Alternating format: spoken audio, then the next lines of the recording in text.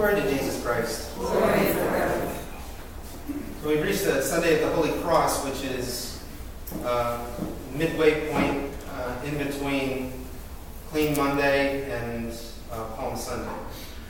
And so it's midway through the Great Fast. With, of course, Holy Week following the Great Fast.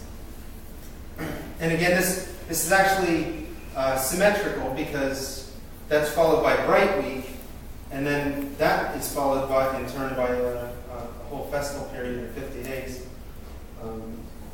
The period of Paschal Tide, and that following also known as the period of Pentecost, the 50 days culminating in Pentecost, and then followed by another week fast-free following that. So we are preparing for that loose period by restricting ourselves in this period, and also looking at ourselves objectively as much as that's possible.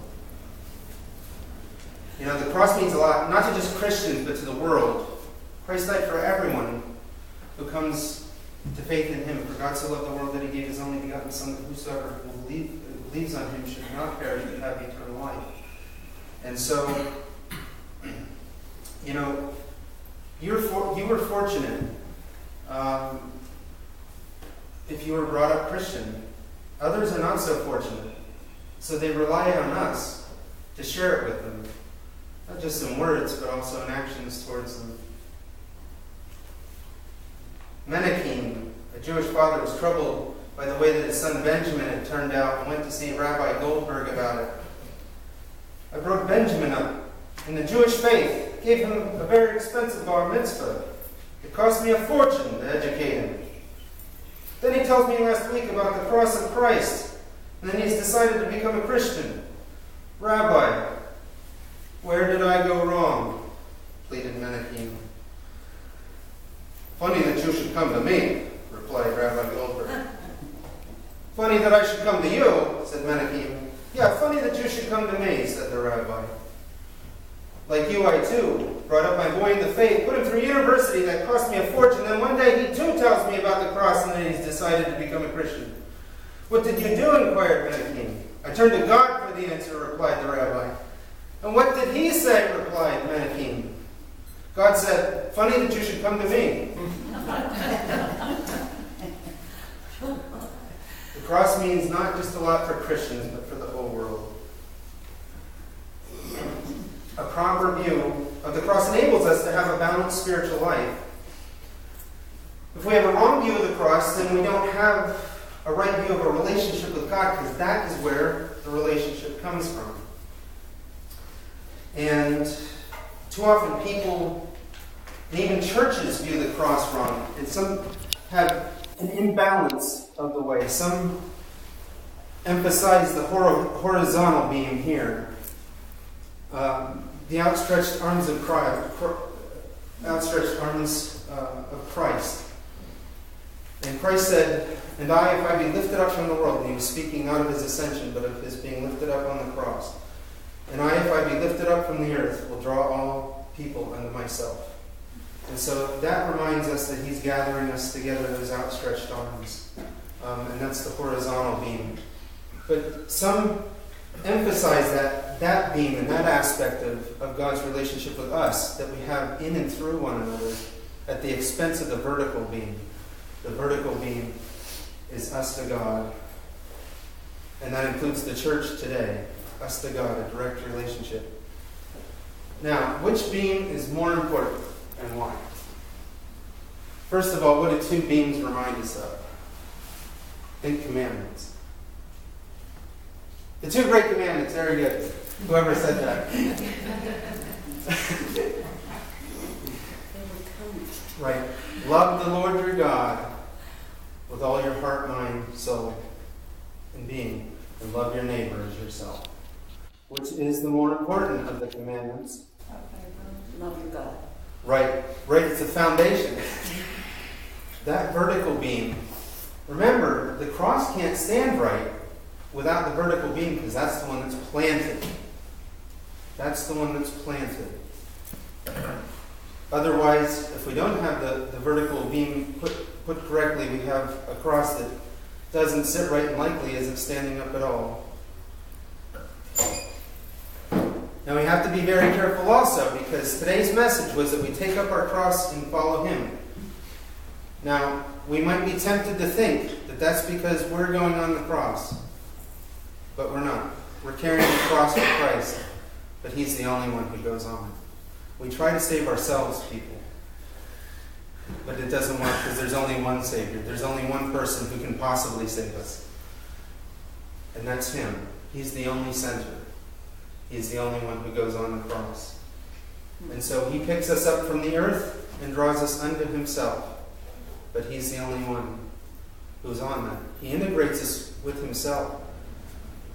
He is the crucified one, but He does so after His resurrection. And above all in the Holy Eucharist, but in the words of the Gospel and everything else. So He is in fact the center. He's pulling us in. And we tend to think maybe the arrows go outwards. And yeah, they do go outwards at first, but when we encounter the cross, all the arrows are pointing in. Because He's bringing in. He's bringing us in together, and then He's bringing us up together, and He's coming down first to bring us up. So when we call down the Holy Spirit on the gifts and upon all ourselves, He's also elevating us with that prayer of the Epiclesis. Consecration. Yes, we indeed need a right view of that cross, to have a right view of our relationships. And, you know, sometimes in life we like to blame others, or worse yet, blame God for our missteps. And that's often, honestly, I can say in all my time, that's what leads people away from God the most. It's this anger at God, blaming God for something that the person did very stupidly, but they don't want to admit it. They want to blame God. God took, allowed for the divorce to happen, or God allowed for this to happen, or for me to spend too much. No, you allowed it. At some point we have to take responsibility for what we do. And, a little girl dressed in her Sunday best was running as fast as she could, trying not to be late for Bible class. And as she ran, she prayed, "Dear Lord, please don't let me be late. Dear Lord, please don't let me be late." And she kept running, praying, running and praying. And as she was running and praying, she tripped on a curb and fell, getting her clothes dirty and tearing her dress. She got up, brushed herself off, and started running again. And as she ran, she once again began to pray, "Dear Lord, please don't let me be late. Please don't let me be late. But also don't shove me this time."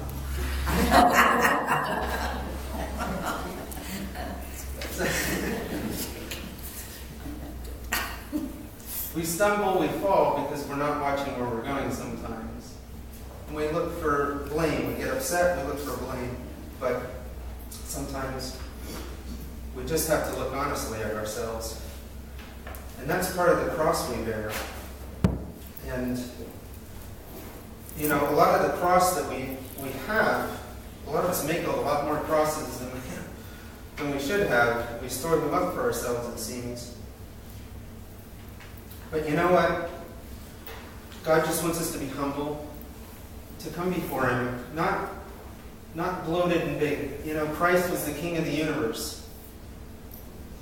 He enters into Jerusalem, is acknowledged as the King of Kings, and then silently is betrayed, goes to His death, speaks not a word before Pilate. And all this teaches us sometimes we need to keep silent. At other times we need to speak up. One thing we do know is we don't need to have all the answers. A Sunday school teacher asked little Johnny why Joseph and Mary took Jesus with them to Jerusalem. And Johnny replied, "I don't know, they couldn't get a babysitter." You don't need to have all the answers. But you do need to try and get some, to have a life where you have the main important answers. We don't need to tear everything apart into little bits to try and, if we get a big answer, some of us have the habit of then coming up with 10 others until we're satisfied, and those 10 others give birth to 10 others. Look, God gives you an answer. You don't need to have exactly the foresight what's going to happen 5 years from now, or comfortability with it. We have to start putting trust in God and trust into His hands. It's okay that God tells us where we're going. We're going up the hill. Take up your crosses and follow me. We're going up Mount Golgotha. And guess what's there? The tomb. Not the tomb of death, but the tomb of resurrection. So let's stay on the path. Let's increase our prayer until we get to that path where we enter with Christ into Jerusalem, acknowledging Him as the King of Kings. And as He leads us once again into our annual feast of the resurrection. God, help us, be with us. Help us to take up our crosses. But we thank You that You have ascended the cross for us. You are our only Savior. Help us to realize every day we can't save ourselves. To rely on You, to trust You as the guide of our life and of the world around us. Let us commit ourselves to one another all of our life. In Christ our God. Amen.